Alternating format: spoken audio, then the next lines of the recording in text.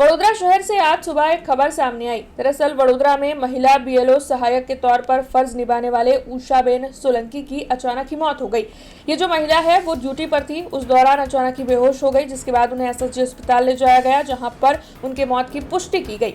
अब इस महिला के पति की ओर से ये आरोप लगाए जा रहे हैं कि उन्हें एक्स्ट्रा काम दिया जाता था, उनके ऊपर वर्कलोड था, इसी वजह से उनके साथ ऐसा हुआ है। अब इस पूरे मामले को लेकर वडोदरा जिला कलेक्टर अनिल धामेलिया की प्रतिक्रिया सामने आई है। दरअसल वडोदरा जिला कलेक्टर डॉक्टर अनिल धामेलिया ने इस मामले में प्रतिक्रिया देते हुए ये कहा है कि ये मामला दुखद है और गंभीर है, लेकिन ये महिला पहले से ही बीमार थे, उनके पास से कोई भी एक्स्ट्रा कार्य नहीं करवाया जा रहा था, ये कोई भी एक्स्ट्रा जिम्मेदारी नहीं है। ऑफिस के जो वर्किंग आवर्स होते हैं उसी दौरान ये कामगिरी करवाई जा रही थी। तो वहीं ये जो महिला है उनके साथ अन्य 2 सहायक भी वहां पर मौजूद थे।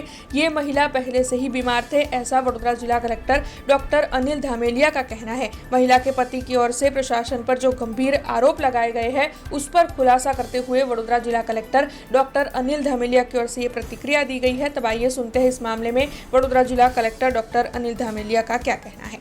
આજે સવારે એસઆઈઆરની કામગીરી ચાલી રહી છે, જે દરમિયાન આપણે કલેક્શન માટેના અલગ અલગ ભાગોની અંદર કેમ્પ માટેની કામગીરી કરેલી હતી।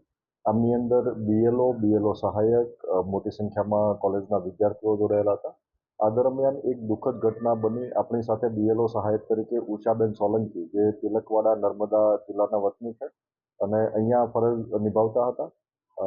એમને અચાનક ત્યાં સ્થળ ઉપર પડી જતા એમને તાત્કાલિક જે કડક બજાર હતું ત્યાંથી તાત્કાલિક એમને આપણા નાયબ મામલતદાર એમને હોસ્પિટલમાં લઈ ગયેલા। એમ્બ્યુલન્સની વેઇટ કર્યા વગર તાત્કાલિક, કેમ કે ત્યાં ગાડી પણ જઈ શકે એવું નહોતું, એટલે તાત્કાલિક એમને રિક્ષામાં લઈ જઈને એમને હોસ્પિટલ લઈ ગયેલા। અમને સૂચકતા પણ જોકે કામ ના લાગી અને હોસ્પિટલ ગયા ત્યારે એમનું નિધન થયેલું હતું। આ બેનનું દુઃખદ અવસાન થયું છે।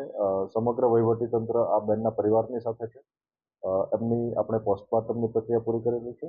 પ્રાથમિક રીતે વિગતો જે મળે છે એ મુજબ બહેનો, આ જે બેન છે એ ગોરવા આઈટીઆઈમાં જ્યારે કામ કરતા હતા ત્યારે એમને અમુક સમયે ક્યારેક એમને પડી જવાની તકલીફ હતી। હૃદય રોગના એ બીમારી ધરાવતા હતા અને એમની સારવાર અલગ અલગ તબક્કે ચાલુમાં હતી। વિશેષ કરીને આપણે કાળજી રાખીએ છીએ કે આપણા જે બીએલઓસ છે, બીએલઓ ઉપર કામનું ભારણ ના વધે એટલા માટે અન્ય એમને સહાયકો, અન્ય સંસ્થાઓ, ગુજરાત સરકાર તેમજ રાજ્ય સરકારની વિવિધ સંસ્થાઓને કામે લગાડી છે। વિવિધ કોલેજના વિદ્યાર્થીઓ આપણને મદદ માટે આવ્યા છે, એટલે આજે પણ મોટી સંખ્યામાં વિદ્યાર્થીઓ પણ આ કામગીરીમાં મદદરૂપ થઈ રહ્યા છે। આપણે પણ પ્રયત્ન કરીએ છીએ કે તમામ શાંતિથી કામગીરી કરી શકે। બેન પણ છેલ્લા 4 દિવસથી જોડાયા ત્યારથી બખૂબી કામગીરી નિભાવી રહ્યા છે। વધારે એ કામગીરીનો સ્ટ્રેસ પણ નથી। ડેટા એન્ટ્રીની કામગીરી કરીને ત્યાં જ બેસીને કામગીરી કરે છે। સાંજે સામાન્ય રીતે 6 વાગે ઘરે જતા હતા। ગઈકાલે પણ સાંજે 6 વાગ્યા સુધી કામ કરીને બેન ઘરે ગયેલા હતા। આજે સવારે જ્યારે આવ્યા ત્યારે એમની તંદુરસ્ત હતા અને કામગીરીમાં લાગી ગયેલા હતા, પણ અચાનક એમને મોટા ભાગે જે પ્રાથમિક રીઝન આપણને પોસ્ટમોર્ટમમાં જાણવા મળ્યું છે, हार्ट अटैक से हम लोग मृत्यु हुई है।